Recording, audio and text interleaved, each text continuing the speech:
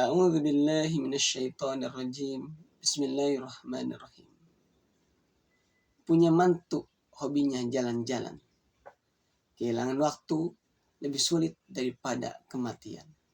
Assalamualaikum warahmatullahi wabarakatuh. Alhamdulillah, wassalatu wassalamu ala rasulillah wa ala alihi wa mawalah, amma ba'du. Sahabat-sahabatku yang dirahmati Allah subhanahu wa ta'ala.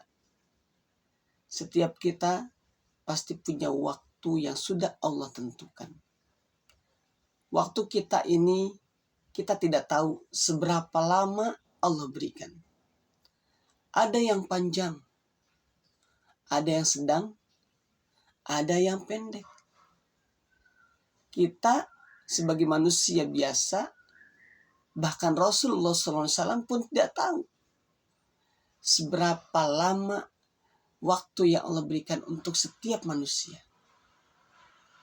Sahabat-sahabatku yang dirahmati Allah Subhanahu wa taala. Waktu ini ibarat modal. Kalau kita sedang berbisnis, maka waktu ini adalah modal. Modal kita dengan Allah Subhanahu wa taala. Dan modal ini kalau kita gunakan, maka dia akan menghadirkan keuntungan-keuntungan.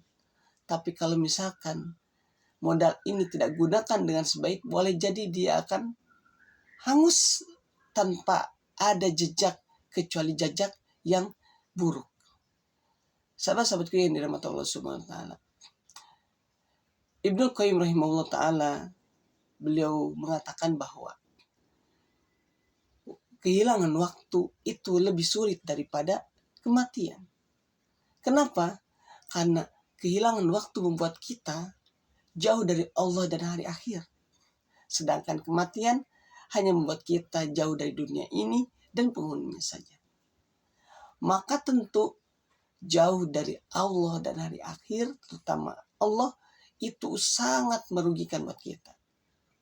Artinya modal tadi, modal kita selama kita masih bisa bernapas, hari-hari yang bisa kita lewati, ini adalah modal kita, usia kita. Kalau kita gunakan sebaik mungkin untuk ibadah, sebagaimana tugas kita adalah ibadah, kemudian untuk bermuamalah dengan baik, mengisi dengan belajar, mengajar, bertransaksi dengan orang lain dengan baik, dengan tetangga hubungan oke, maka ini tidak akan menjadi waktu yang berharga. Karena sejatinya modal ini akan kita lihat nanti ketika sudah berjumpa dengan Allah. Tapi jika modal ini, waktu kita ini kita isi dengan hanya bermain, kemudian bahkan mungkin lebih parah lagi maksiat kepada Allah, maka jelas modal ini tidak akan memberikan keuntungan buat kita, justru sebaliknya. Memberikan kita sesuatu hal yang akan kita lihat nanti dalam keadaan yandam atau menyesal. Sahabat-sahabat yang dirahmati Allah Subhanahu wa taala. Oleh karenanya, yuk kita gunakan waktu ini sebaik mungkin agar waktu ini justru menjadi sesuatu yang bermanfaat buat kita, membuat kita menjadi dewasa, menjadi dekat dengan Allah, menjadi hafizul Quran, menjadi ahli ibadah, menjadi orang yang ketika kematian orang lain menangisi. Ketika kita mati, Allah panggil pada waktunya, orang lain yang ada di sekitar kita menangisi, merasa kehilangan. Bukan sebaliknya. Bukan ketika kita dipanggil oleh Allah mereka mengucapkan Alhamdulillah. Akhirnya tiba juga saatnya kita tenang. Nah ini bahaya.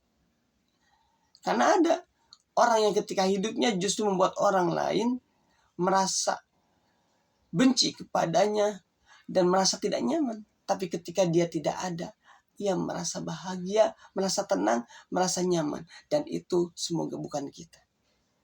Sahabat-sahabatku yang dirahmati Allah Subhanahu wa taala, mudah-mudahan Allah selalu membimbing kita, menuntun kita untuk menjadi hamba-hamba yang bersyukur dengan waktu yang ada dan bisa memanfaatkan sebaik mungkin agar kelak kita bisa menuai kebaikan dan mengenal Allah dengan sebaik-baiknya.